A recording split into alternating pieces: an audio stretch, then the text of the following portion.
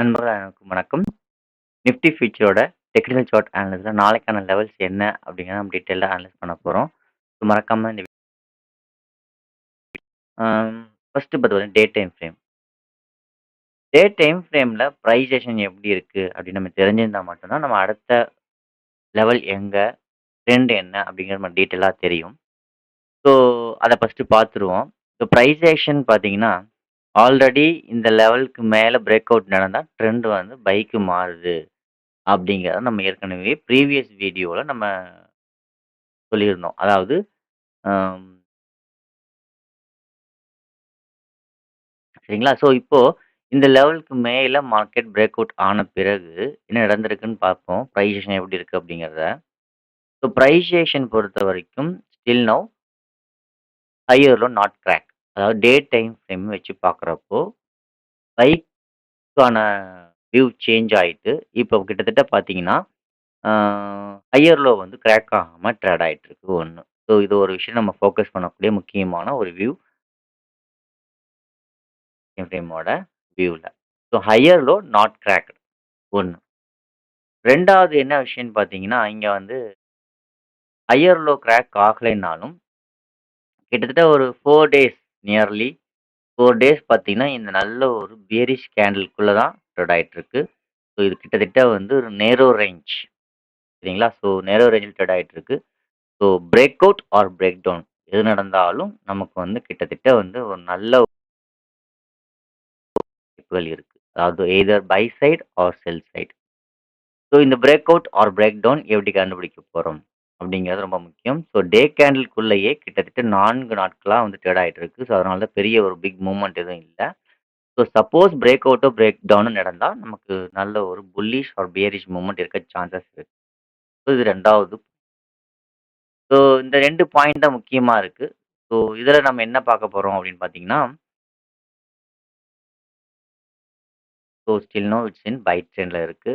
So இந்த buy ட்ரெண்ட்ல price action crack ஆகாத சிச்சுவேஷன்ல ஒரு நேரோ ரேஞ்சு ஒரு 4 நாளா ட்ரேட் ஆயிட்டு இருக்கு.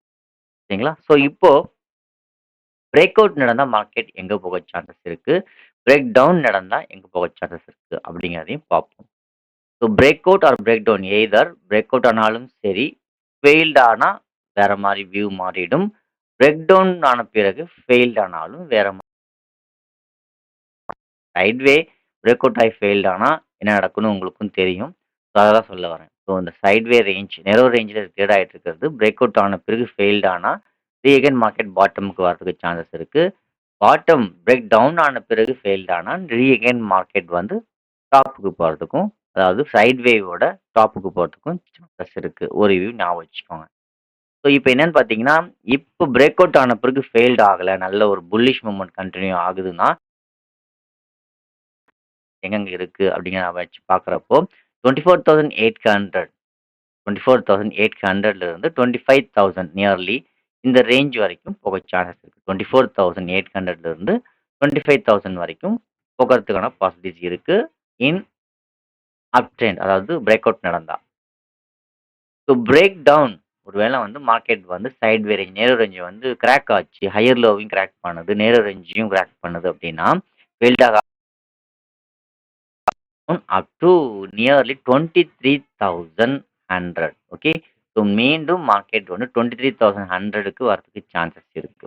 ஸோ பிரேக் அவுட் நடந்தா நமக்கு 24,800ல இருந்து 25,000 வரைக்கும் போறதுக்கு வாய்ப்புகள் இருக்கு. ஃபெயில்ட் ஆகாம இருந்தால்.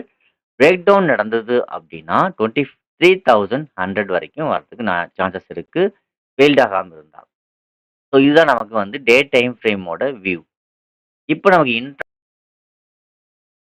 இப்போ கரண்ட்லி மார்க்கெட் சிச்சுவேஷன் வந்து எப்படி இருக்கு? அப்படிங்கிறத நம்ம வந்து இன்ட்ராடே அனலைசிஸ் பண்ணி பார்ப்போம். அதில பிரைஸ் ஆக்ஷன் எப்படி இருக்குங்கிறத நம்ம அனலைஸ் பண்ணுவோம். ஸோ அத பொறுத்தவரைக்கும் பார்த்தீங்கன்னா, ஸோ மார்க்கெட் வந்து பார்த்தீங்கன்னா, முக்கியமான ஒரு சிச்சுவேஷன்ல அந்த நேரோ ரேஞ்சில ட்ரேட் ஆயிட்டு இருக்கு. ஸோ இதுதான் அந்த டே கேண்டிலோட ஹை, லோ. ஸோ இந்த ரேஞ்ச்குள்ள ட்ரேட் ஆயிட்டு இருக்கிறது எங்க வந்து என்ன நடந்துட்டு இருக்கு அப்படிங்கிறத நம்ம கிளியரா பார்ப்போம். ஸோ நான் கொஞ்ச நாளா வீடியோ போடல. கொஞ்சம்